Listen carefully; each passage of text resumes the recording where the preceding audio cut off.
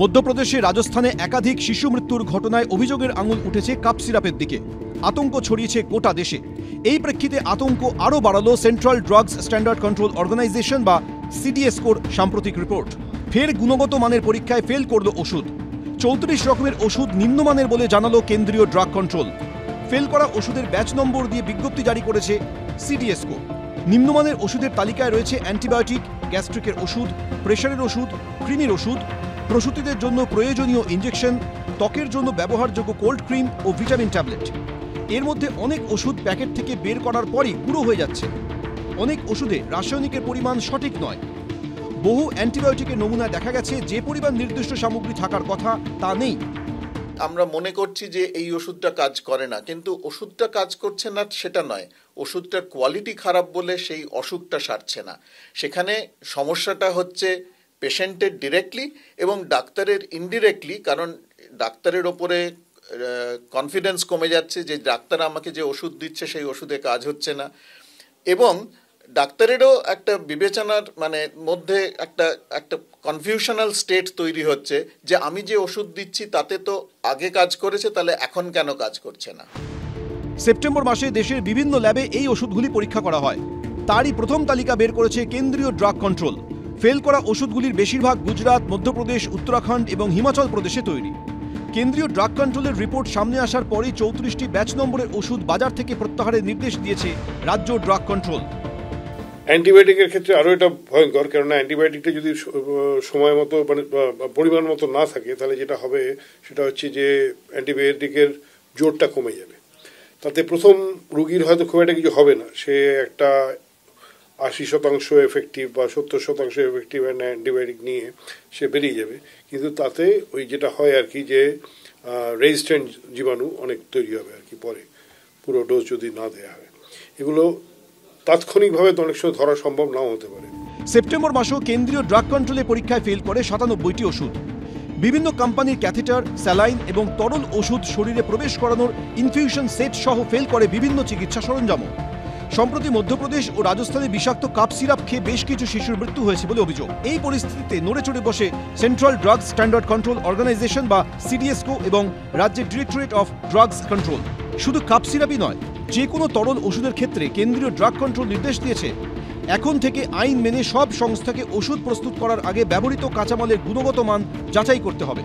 সেই গুণগত মান যাচাই সংক্রান্ত রিপোর্ট জমা দিতে হবে সংশ্লিষ্ট এলাকার ড্রাগ কন্ট্রোল অফিসে। শুধু ওষুধ প্রস্তুত করার আগেই নয়, ওষুধ তৈরি হয়ে যাওয়ার পর আরেক দফা গুণগত মান যাচাই করে সেই রিপোর্ট জমা দিতে হবে। এই আবহেই ফেল করল 34টি প্রয়োজনীয় ওষুধ। ছিলম করঞ্জাই, এবিপি আনন্দ। যদি না করো তাহলে ড্যামের প্রয়োজন নেই, ভেবে দাও ড্যাম, নদীকে নিজের মতো যেতে দাও, আসতে দাও।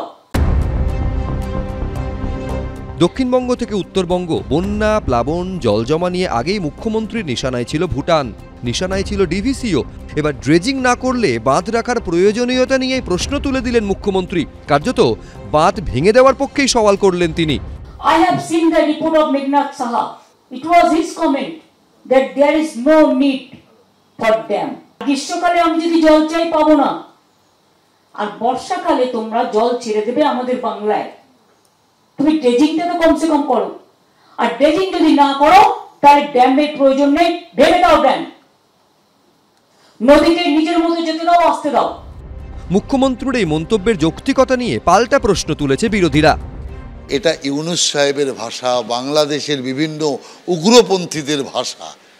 যে কথা উনি বলছেন এটা রাষ্ট্রবিরোধী কথা, এবং এই কথায় গ্রেপ্তার হওয়া দরকার। তার কারণ একজন মুখ্যমন্ত্রীর মতো উচ্চ পদে বসে এই জাতীয় কথা উনি বলতে পারেন না, যেটা অসাংবিধানিক, দেশ বিরোধী, জনবিরোধী কথা। পশ্চিমবঙ্গের ফারাক্কা ব্যারেজ যদি ভেঙে দেওয়া হয় তাহলে কলকাতা বন্ধ তার পর দিন শুকিয়ে যাবে। হ্যাঁ, ব্যারেজের জন্য বন্যার সমস্যা হয়, এটা যেমন সত্য, তেমন এই ব্যারেজকে কেন্দ্র করেই এই পৃথিবীতে যে সেচের বিপ্লব হয়েছে সেটাও স্বীকৃত। সেই রক্ষণাবেক্ষণের জন্য কেন্দ্রের কাছে রাজ্য দাবি জানাতে পারে, কিন্তু ব্যারেজ ভেঙে দিয়ে মুখ্যমন্ত্রী কি বিপ্লব করবেন আমার জানা নাই। নাগাড়ে বৃষ্টি, সেই সঙ্গে ভুটান পাহাড় বেয়ে আসা জলস্রোতে কার্যত তছনছ হয়ে গেছে পাহাড়। দুর্যোগে বিধ্বস্ত উত্তরবঙ্গের পরিস্থিতি খতিয়ে দেখতে দ্বিতীয়বার সফরে গেছেন মুখ্যমন্ত্রী। বুধবার দার্জিলিং, কালিম্পং জেলার প্রশাসনিক আধিকারিকদের নিয়ে বৈঠকে বসেন তিনি। এরপরই ফের একবার ক্ষোভ উগরে দেন তিনি। কেন্দ্রীয় সরকার থেকে ডিভিসি, ভুটান, মুখ্যমন্ত্রী নিশানায় ছিল সকলেই।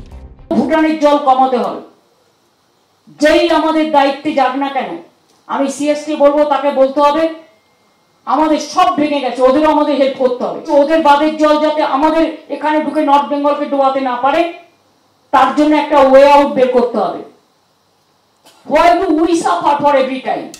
প্রাকৃতিক বিপর্যয়, সাধারণ মানুষের নিঃস্ব হয়ে যাওয়া, তারপর কার দোষ, কার খামতি, কার গাফিলতি, এইসব নিয়ে বাকযুদ্ধ, দায় ঝাড়াঝাড়ি বারবার হয়। কিন্তু স্থায়ী সুরাহা কিভাবে হবে তা খুঁজে বের করার সদিচ্ছা কি আদৌ আছে কেন্দ্র কিংবা রাজ্যের? আশাবুল হোসেন, শিবাশিস মৌলিক, বিজেন্দ্র সিংহ, এবিপি আনন্দ।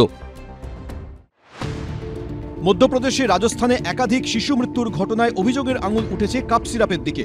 আতঙ্ক ছড়িয়েছে গোটা দেশে। এই প্রেক্ষিতে আতঙ্ক আরও বাড়ালো central drugs standard control organisation বা সিডিএসকোর সাম্প্রতিক রিপোর্ট।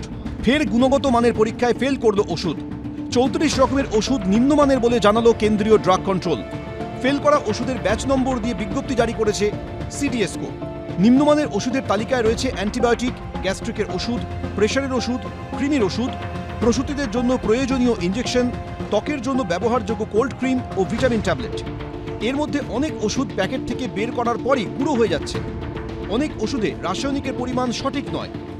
বহু অ্যান্টিবায়োটিকের নমুনায় দেখা গেছে যে পরিমাণ নির্দিষ্ট সামগ্রী থাকার কথা তা নেই।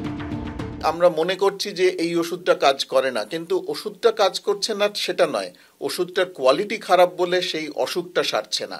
সেখানে সমস্যাটা হচ্ছে পেশেন্টের ডিরেক্টলি এবং ডাক্তারের ইনডিরেক্টলি, কারণ ডাক্তারের ওপরে কনফিডেন্স কমে যাচ্ছে যে ডাক্তার আমাকে যে ওষুধ দিচ্ছে সেই ওষুধে কাজ হচ্ছে না, এবং ডাক্তারেরও একটা বিবেচনার মধ্যে একটা কনফিউশনাল স্টেট তৈরি হচ্ছে যে আমি যে ওষুধ দিচ্ছি তাতে তো আগে কাজ করেছে, তাহলে এখন কেন কাজ করছে না।